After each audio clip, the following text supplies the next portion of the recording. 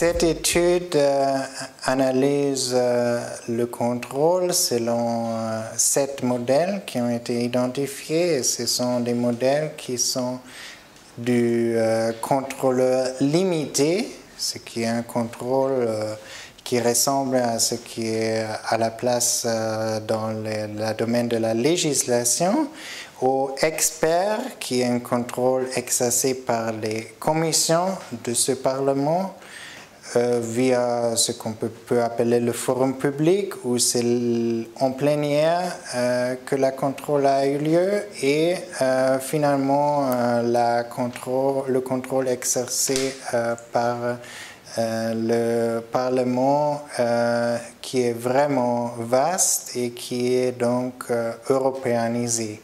Ça, c'est le modèle le plus fort en termes de contrôle. Il y a les pays, les 27 pays qui sont dans tous les modèles, et il y a même des cas intermédiaires. La France, par exemple, elle est un cas intermédiaire où le président ne peut même pas se rendre au Parlement. Il envoie donc soit le Premier ministre, soit le ministre des Affaires étrangères, soit le ministre délégué des Affaires européennes.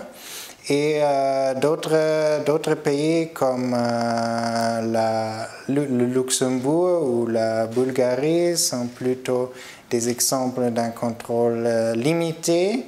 Et finalement, on a le cas de l'Angleterre, du Royaume-Uni, où le contrôle est beaucoup plus organisé suivant le modèle Westminster, ça veut dire le Premier ministre qui donne son discours après le Conseil. Et juste le dernier exemple, l'Allemagne, nous nous souvenons qu'en octobre 2011, le Conseil européen a été suspendu parce que Angela Merkel est rentrée pour avoir le feu vert du Bundestag pour aider la Grèce. Donc il y a des vastes différences en termes de contrôle entre les États de l'Union européenne.